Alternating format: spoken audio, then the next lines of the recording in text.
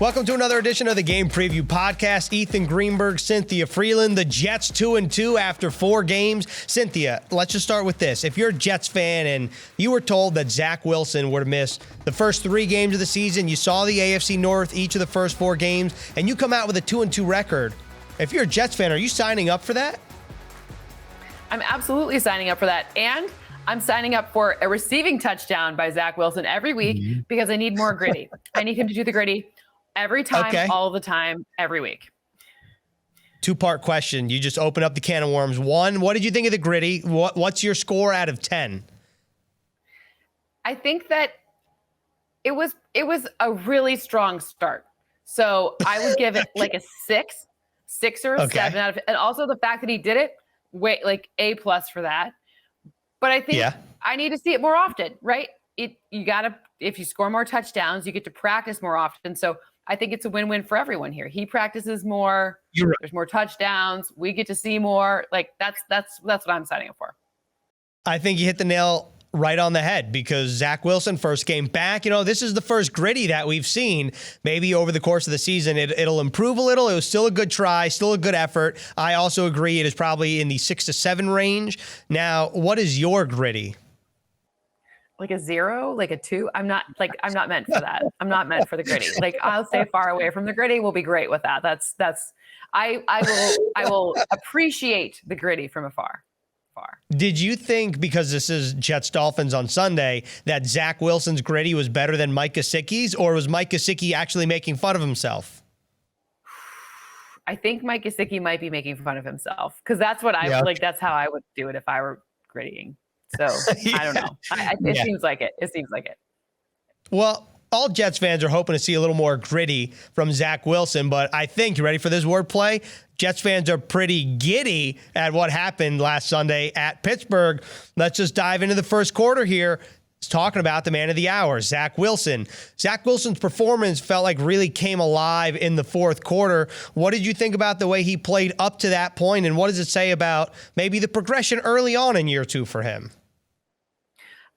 The fourth quarter was exceptional, but I'm kind of looking holistically at an area of improvement from last season to this season. It is a tiny sample size, so we want to make sure that it continues. But intermediate passes were not a source of success last season, but in this game, they were. He actually completed 8 of his 9 attempts for 170 yards. There wasn't a touchdown in an intermediate pass, but those are 10 to 19 air yard passes. Those are important. You need to be able to stretch the field vertically. Last season, that's an area where he had 6 interceptions to just 1 touchdown. So I'm hoping that will be a sustained source of success.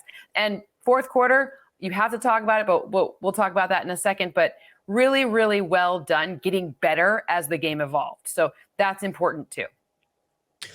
Do you feel like how much of what you just said in terms of the intermediate passes can be attributed to just Zach Wilson being in year 2 in the system compared to just the supporting cast around him with guys like Garrett Wilson, Elijah Moore, and Corey Davis, and Tyler Conklin? It would seem to me like early on, because they haven't had enough time for the chemistry, that this is like a function of really smart game planning. The coach did a really nice job figuring out where success was, targeting those areas with the right play call, and also execution from Zach. And also, so it's kind of everything, but we haven't seen the chemistry form yet. So let's give a little while before we really attribute success to one thing or another. But that's very encouraging. Downfield passes, you need to be able to open up the field, and they go hand in glove. You need the people to be able to catch the passes, but you also need the quarterbacks to execute them, and you need the game plan to be able to make that happen. So Zach Wilson, we talked about this a little bit. In the fourth quarter, he completed 10 out of his 12 passes, had a 138.9 rating. What impresses you the most about the fourth quarter? Is it the stats itself, or is it just the situation that he was able to climb out of, where the Jets are down by 10 points on the road in Pittsburgh, Kenny Pickett coming in, renegade, terrible towels, everything, and then to be able to climb your way out of that hole and actually get out of the game with a W? The short passes, so quick passes, so those are passes that happen in 2.5 or fewer seconds, so less than 2.5 seconds. That's an area where the game plan, absolutely, there's trust involved there, because That's a really fast amount of time. It sounds crazy, like, oh, he had 2.5 seconds. That's so fast. It's unreal. So those quick passes, he was 7 of 11 overall for 84 yards and a touchdown on quick passes. But really in the fourth quarter, those kind of, all right, we're going to just execute this game plan, the leadership, the communication, all of the things that you mentioned in terms of being able to orchestrate a comeback, being able to not let this whole Kenny Pickett terrible towel, like change in there, like, whatever is going on in there. So none of that affected what the Jets game plan was. And Zach Wilson was able to execute it really, really well. You saw the difference between what happened when he took more than 2.5 seconds, 2 interceptions and 11 of 25 on those plays. So that's why those quick passes, that's how teams get going, get in a rhythm, right? They talk about that. That was a really smart way. And that's what really worked in the fourth quarter. And we have to give if I was wearing a hat, I would tip of the cap to Corey Davis, because Corey Davis really, in the fourth quarter, was incredibly valuable. He drew away coverages. He caught his own bet. This was Corey Davis, A+ for his, especially fourth quarter. Tip of the cap and an A+ grade from Cynthia Frelund already in the first quarter. That's amazing. We're off to a hot start. In terms of Zach Wilson, Cynthia, what really impressed me was how calm his feet looked in the pocket, even when it was a little crowded, to say the least. And how much I think a lot of people will point to the second year jump, right? It's year 2 for him, the second year jump from an analytics perspective. Is there some kind of trend that you've seen in second year quarterbacks in terms of the largest improvement, maybe as opposed to year 3, like Josh Allen was a year 3 jump, right? Like we saw a progression from year 1 to year 2, but year 3 was the leap. I think a lot of people think about the year 2 leap. Is that where most of the numbers lie? The numbers really support that. The supporting cast also really helps. So there's kind of 2 ways to create a really good supporting cast for a quarterback in his second or third season. 1, get them excellent pass catchers and help with the O-line and help in the run game. Josh Allen kind of have all of that. In his third season, he had it even better. Stephon Diggs, quite helpful, turns out. So ultimately what you're looking at is the Jets making big steps forward. And now we'll see how Zach Wilson plays. I'm not willing to say that the O-line has helped him out, because it hasn't, but the pass catchers in general are far improved. The opportunities are improved. So it will look better. And it's with some help to stop pressure from coming at him, that will look even better. I think that's a great point, because that leads directly into the second quarter, which is Sunday, Jets-Dolphins. The Dolphins like to have a lot of pressure packages, different exotic looks, and the Jets O-line continues to shuffle. Max Mitchell likely won't play. That's what Robert Saleh said after an injury in Pittsburgh. And Alijah Vera-Tucker, after playing left tackle, Robert Saleh wouldn't say what the Jets are going to do with him, if he's going to play left tackle, if he's going to play guard, which is what he played up in the first 3 games and all of last season for the Jets. So there's some questions there, but let's start with that, actually, just from your perspective, because you love offensive line play. Alijah Vera-Tucker, for him to play left guard last year, right guard the first 3 games, and then left tackle in week 4, what does that say about him? That he's incredibly versatile and the coaching staff trusts him. It also shows that, there's some weird thing about, usually guards are smaller in stature than tackles, but that doesn't always make sense. It doesn't always matter. It depends on the strategy that you're trying to enact here. But this is a situation where it feels like they're putting their best players in that's one of the top 5 positional value positions, right? Some people say it's number 2. Some people say it's number 3. Quarterback's 1. Then some people say pass rusher, then left tackle. Some people say left tackle, then pass rusher. That's important. So Alijah Vera-Tucker obviously has earned so much trust, and it's well earned. It's very well earned. Well, going off of that, with the exotic looks that the Dolphins employ or deploy, how important is offensive line play specifically this week compared to, let's just say, a standard 4-man rush week? Well, they're going to blitz, so we know this. The Dolphins' tendencies: blitz again, don't abandon the blitz. Oh, keep blitzing. We're gonna keep doing that. So it's going to be a lot of pressure heavy looks. Now, blitz doesn't always mean pressure. Remember that. Blitz just means bringing an extra rusher. It doesn't mean that they're going to be effective with the pressure. So shorter passes. We saw this blueprint from the Bills, actually. They started off blitzing Josh Allen a ton. what did they do? They targeted their running backs in the pass catching game 17 times. 17 times. And that's Josh Allen, who throws the ball a ton. So that's what it's probably going to have to look like for the Jets. They gave them a little bit of a tip off of what might work to escape that blitz. Because remember, on the back end, the defensive backs for the Dolphins are very effective and efficient, right? Xavier Howard is excellent. Javon Holland, yeah, we've seen him play really well too. So stay away, target that middle level of the defense. And we've already seen the Jets successfully deploy running backs in the pass catching game this season. So it's not a stretch to think that that would be use quick passes, those one under 2.5 seconds, get it to the running backs, get the gains, put yourself in manageable third down. That's an incredible stat that you just said, that when the Bills and Dolphins played, Josh Allen targeted the running backs. Let me make sure I heard this right. 17 times. 1-7. Yeah, that is wild. Remember, they've got like a bunch of good pass catchers too, right? So like targeting running backs in this way, that's showing you this is how they were strategically trying to escape the blitz and get away from those defensive backs. And to your point, Breece Hall and Michael Carter and Ty Johnson, for that matter, all very capable out of the backfield. The Jets like to throw their backs out of the backfield, so that is definitely in the spotlight for me. One more point on the second quarter here. You talked about Xavier Howard. He speaks for himself. Javon Holland, I feel like he's somebody that doesn't really get enough attention, maybe at least if you're just like a Jets fan. Like, you got to watch out for this guy because by all accounts, it seems like Javon Holland could be one of the bright young safeties in this league, wouldn't you say? It's funny, the safety position just in general has taken like this big step up this year. I mean, the Jets fans might know a little something about good safety play last game, just saying. But, you know, it's kind of this trend across the league, in part because a lot of these quarterbacks that are coming out of college, Tua Tagovailoa, which I know he's not playing, but in general, you know, Patrick, Josh, Joe, all of these, they have some tendencies because in college, they didn't face zone defense as much. So two safety shells have been more effective because it's not something they're as well versed in as man coverage, right? So the one and the zeros in the zero looks, that's not really working as well as it used to. So now you need the two safety situation in order to really thwart what's going on in the offenses. And yet again, Zach Wilson will make his home debut at MetLife Stadium Sunday. He's faced this Dolphins defense, even though the offense is totally different, and we're going to get into that. The offense is different. The defense is relatively the same. I mean, they do have Melvin Ingram, who's had a nice start to his 2022 season.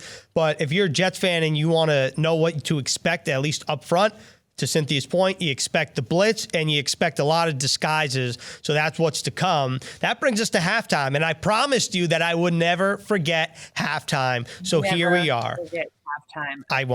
I won't. But here we are. So do you have a topic that you want to bring up? Or am I doing the honors? I mean, well, let's do one for one. So you start, and then I'll follow up. I don't really have much. The only thing I was going to say is that your shirt is kind of aqua Miami blue. It's green in real life. It's weird how things change on camera. Because in real life, it is like it's weird because see this pillow here? This is my Jets pillow. Yeah. In real life, these two things are far closer in color. It's wild. Like, it's an optical illusion. Looks aqua. It looks a little aqua. I will say though, I really do like the Miami color scheme. Like, it feels very Miami. You know, it feels very true to Miami. But this is definitely green. Like, this is definitely a green shirt. Like, it's wild. I have no idea. Like, no idea how that happens. If anyone else does, please let me know, because this happens to be a lot. Like, I was completely orange on Fantasy Live on last Thursday. In real life, I was kind of, you know, just a normal color. I get on the screen, I was orange. So I made the joke that I sucked all of the color out of the Bengals jerseys and had it in my skin. I don't know how that happened. That's no idea. Good one. That's a good one. Well done. Well done. Okay. Well, that's all I had. That was my halftime point. All right. Perfect. So here's my question. You're at MetLife Stadium. I understand you're in the press box. So let's just pretend you went as a fan. What are you eating? Yep. What's the play there? Like, what's the best food? Not in the press box. That doesn't count. Yes. No, it does not count. That is a great question. If you are looking just for a concession stand, you are looking for the Fat Rooster, which is a spicy chicken sandwich. on some kind of yummy, squishy potato bun, a little coleslaw, and so that's the move. Fat. It's called the Fat Rooster. Awesome. Yeah. So that is a major key. Okay. Yep.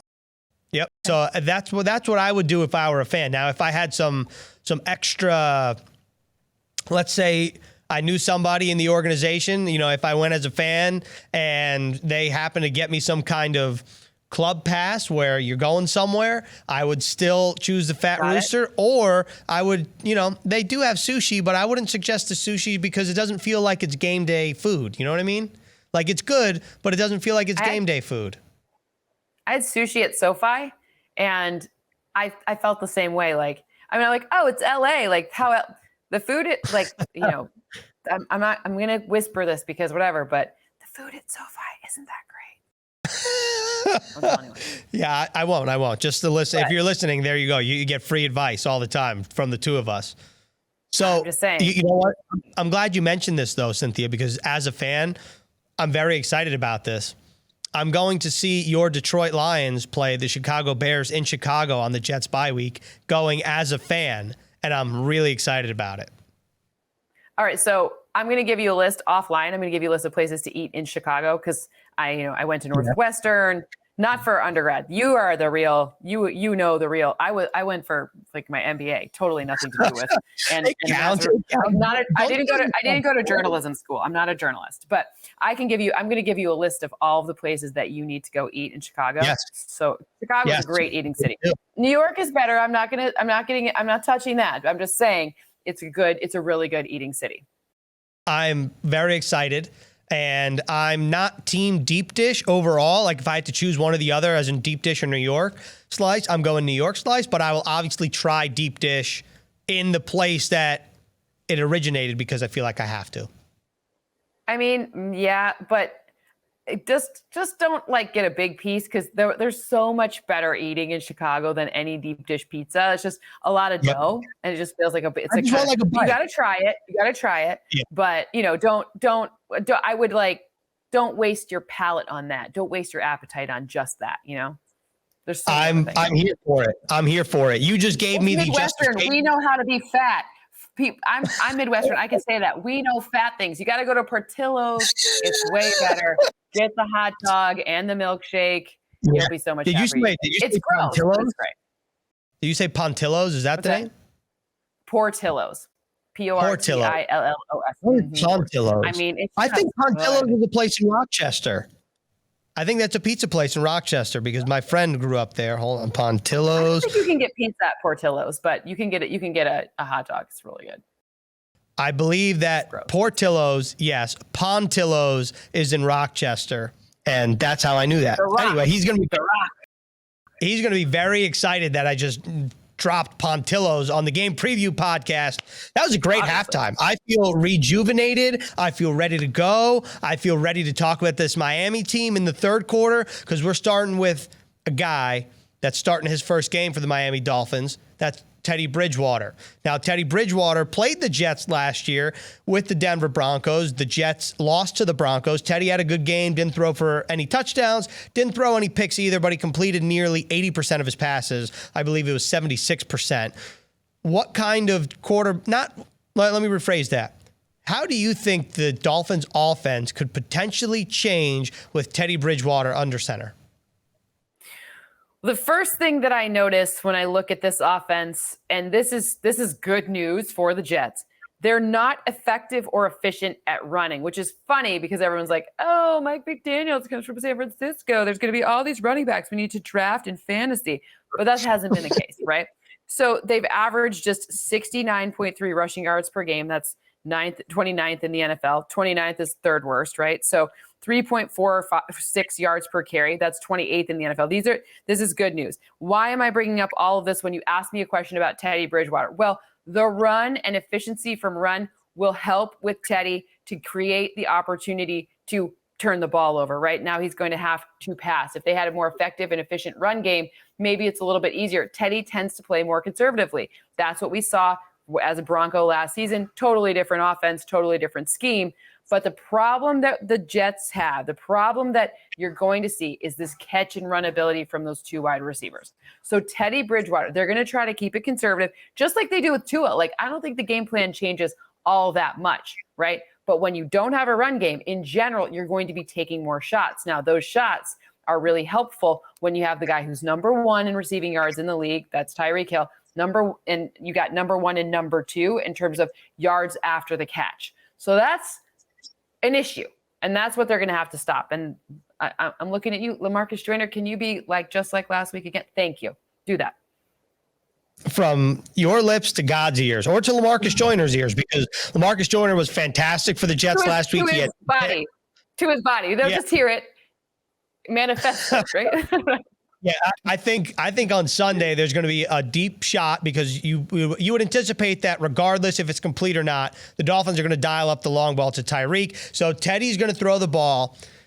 It's going to be Tyreek and LaMarcus Joyner, and LaMarcus Joyner is going to hear you, Cynthia, going, just do what you did last week, and then boom, incomplete or interception. That's what I think. Last week, I don't need 2 interceptions. I just need 1. I don't need all of them. It's okay. We can just do the 1. That'll be great. Just bat down the path. Like, you don't need 6. Like, last week he had like 6 really, really clutch plays.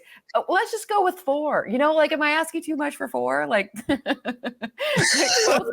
safeties played really, really well, obviously, right? So safety play will be another key one in this. But when you're sitting at the bar, do people go to bars? I don't know. When you're being really academic and watching it with your glasses on like we are, I think it's very interesting. I did find this note to be interesting. So, the guy who's number 1 in yards per reception this season is Jalen Waddle, which is, I don't think I'm not going to say that that's like super surprising, right? Were you surprised by that one?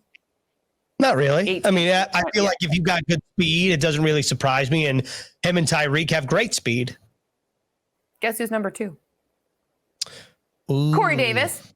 There you go. Corey Davis, 17.4 yards. So when you're sitting there indulging in an adult beverage, you can say, sure, Waddle may have 18.1 yards per reception and lead the NFL.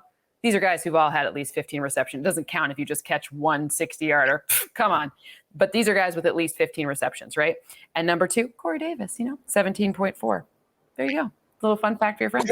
Corey Davis has had a fantastic start to the 2022 season. I'm glad. Yeah, I agree. So we're gonna talk about him right now. We're gonna pause on the Dolphins talk to talk about Corey Davis, because everyone wanted to talk about all off the rails. Oh no, this is a, you know what? This is good. This is genuine, and it needed to be said. I could sense that you wanted to say it, and it needed to be said. So now we're gonna hammer it home, because here's what happened. The Jets signed Corey Davis last offseason. He was 16 yards, 1-6 shy of 1,000 with Tennessee in his final year with the Titans. Then the Jets draft Elijah Moore. They're like, wow, who's this guy? He's fantastic. He's a great receiver. Then Corey Davis goes down, misses the last X amount of games. The Jets draft Garrett Wilson. They almost traded for Tyreek Hill. Instead, they get Garrett Wilson. Garrett Wilson's off to this great start. So people are like, oh, Elijah Moore, Garrett Wilson. How about Corey Davis? Corey Davis in training camp was, in my opinion, the most consistent receiver. And I think that's shown over the first couple games, over the first 4 games, not to mention when Zach Wilson in his first game needed it most, 4th down, he turned to the person that Cynthia just said, Corey Davis. Yeah. And I just important. I don't know. I feel like, in terms of skill players, I looked at win share for all of the skill players. Quarterback it's hard to compare quarterback to wide receiver because the positional value is quite different. Plus, Zach Wilson's only played 1 game, very, very different thing. But Corey Davis is actually the most valuable offensive player that you have, on the Jets squad so far this season. It's only 4 games. I got it. But where it's still an interesting, it's still like about a quarter of the games now. So really, really, that's a fact. That's a great fact, by the way. So you're just to, again, reiterate it, you're saying what was the exact wording of the stat? Win share. So it's kind of like war in baseball. It tries to assert the individual value of a particular player. So you can compare wide receivers to each other in terms of ranking, and you can compare wide receivers to running backs. It just gets a little dicey when you compare a wide receiver to a quarterback, just because, or any position to a quarterback for that matter, because the amount of times they touch the ball is just so much more, right? So that's what you have to kind of look at, the relative value. And outside of quarterback, Corey Davis is the most valuable player in terms of win share. Because win share also factors in what happens when they're not the subject of a target of a pass. So drawing coverages, so it's more favorable for Garrett Wilson, for example, or Tyler Conklin, drawing away coverages, creating the space so that there's more room to run, et cetera, being really precise with your route. So it's not just when he's the subject of the target, but also when he's not the subject of a target. That is a fantastic stat. And the Jets receivers, obviously, all of them very talented. I feel like a lot of people are waiting for the Elijah Moore game. And I feel like Garrett Wilson had the Garrett Wilson game in week 2 against Cleveland. Corey Davis had the Corey Davis game in Pittsburgh. Now it feels like people are like, hey, now it's going to be the Elijah Moore game. And just food for thought, Elijah Moore did have a great game against the Dolphins last year at MetLife Stadium, 62-yard catch and run, beating Xavier Howard. Yeah, it was great. So we're putting the good juju out there. One more thing on the Dolphins receivers before we hit the fourth quarter. Everyone talks about Tyreek Hill. Rightly so. He was fantastic with the Chiefs. He's obviously picked up where he left off with the Dolphins. You mentioned Jalen Waddle. I just want to ask a little bit more about him because it feels like he's not that he's the forgotten guy, but when you have Tyreek, attention goes to Tyreek. How good of a player is Jalen Waddle in his own right? Yeah, I mean, that's where that win share talks about it exactly. Like, you know, Jalen Waddle also helps Tyreek Hill. It's not like Tyreek is so much more dominant and Jalen Waddle isn't. And many teams, Waddle could be a number one. Now, he's still young, so I'm not really willing to – I like to take at least 2 seasons before I know who a player is exactly, right? So 2-3 seasons depends on the position. But Waddle is a bona fide number one in his own – he's trending towards being a bona fide number one in his own right. It's just very fortunate that on his rookie deal, they can pair him with Tyreek Hill. It's a great point. And Robert Saleh talked about – he talked about how if with Tyreek and Jalen, obviously they want to dial up the long shot, but they're so good in short passes because they can get 4 or 5 yards after the catch on any given down, and then a third and long could become a third and short based on their speed alone. Yep. So that's something to keep in mind. And moving on to the fourth quarter, I feel like before this offseason, everyone was saying – or really in the offseason, once the Dolphins got Tyreek Hill, it's like, wow, look at their skilled players. They got a new head coach in Mike McDaniel, where their offensive line, like a little shaky. They signed Teron Armstead. Do you think that the style of offense that Miami runs kind of masks any offensive line issues that might have existed last year? So far, yes. I don't think it's sustainable. And Teron Armstead has been intermittently banged up. I don't know the level of hurt or not hurt he is. I'm not a doctor and I don't know him, so I don't have any idea. But you know, we've seen him in and out of games, and that's a very big deal, especially with the change at quarterback, right? Like you saw, Tua took nasty hits. Obviously, that's why he's not playing. But like even before ones that were controversial in any way, shape, or form, he was getting.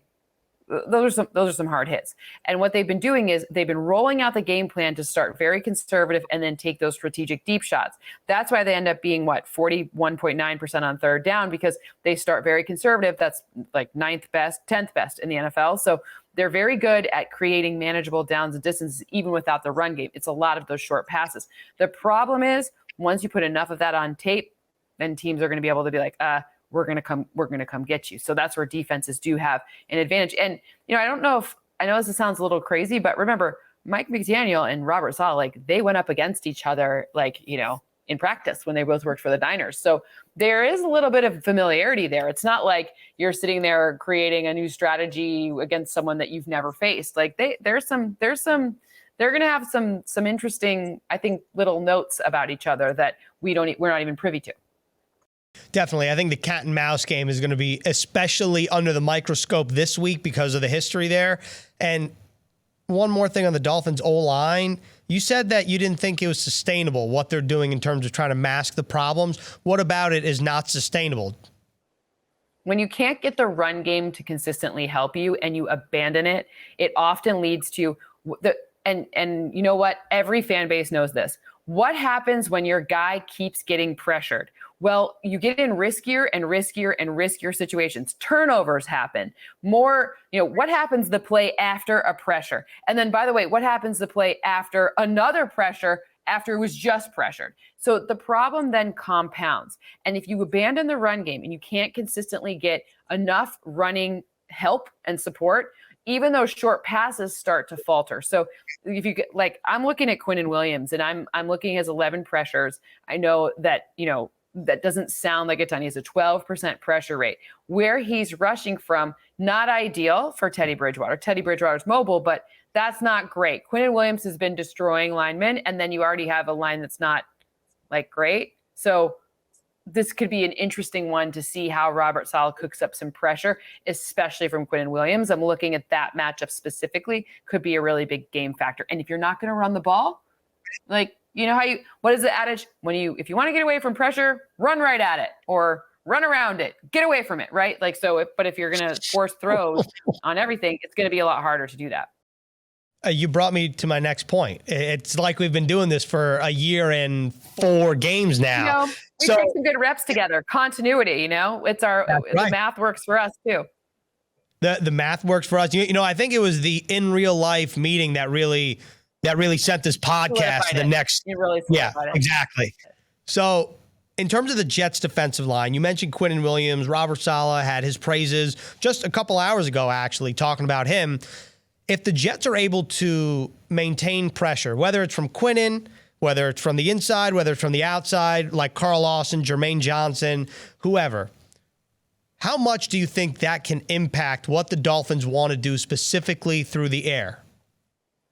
I think that will be a giant factor in this game. Like I said, the two things I'm looking at, pressure and the catch and run on this side of the ball. So that pressure rate, now, are they going to figure out ways to target a level of the defense that, might be a seam, something that they're some space? That's the two things. If you can get enough pressure and if you can shore up those big gains from catch and runs, then that is how the Jets have the advantage in this matchup. That's how the Jets have the upset, if they can do those two things. Defense will be key here, because I do think that there is opportunities on the other side of the ball. The Jets have shown that they can run. There are some really nice indicators. Breece Hall has done a really nice job specifically. So you've got a lot of positive. So I'm just looking at this side. If you want to stop Tyreek freaking Hill, then you need to not allow him to catch and run. Nope. No way, no how. And that is a period, hard stop. That is the lasting image or the lasting voice that you'll hear on the Game Preview podcast, because that's really feels like what it boils down to for the Jets. You got to tackle Tyreek Hill, whether that's short catch and run or whether that's a deep shot. You got to knock it away or try to. It's going to be fascinating to see what happens. The Jets, Cynthia, at the end of the day, are 2-2. They have a chance to be 3-2 after 5 games and then back-to-back games on the road. It's going to be interesting to see what happens on Sunday, Week 5, Jets-Dolphins. And that's how we wrap up the Game Preview podcast. Cynthia, as always, thank you very much. And I hope you have a wonderful week in your aqua/green shirt. And we'll see. It's green. It's green in real life. I truly don't. I look at it on the screen and then I look at it and I'm like, what is going on? Anyway, yeah, I don't understand. I just realized I'm wearing green too. I think mine looks green. Yours looks green. Okay. Mine doesn't. Yours does. No. I don't know. No. I don't know what to tell you. I'm not sure. I have no idea. I guess we'll see what happens on Sunday, and whatever color you choose next week, we'll see how it gets portrayed in the Game Preview podcast. And other than that, if you have any last words, now's the time. But if not, I will talk to you next week. Enjoy your food at the stadium. Hopefully you can go get some Fat Rooster, or they'll bring it to you in the press box. Somebody get this man some Fat Rooster.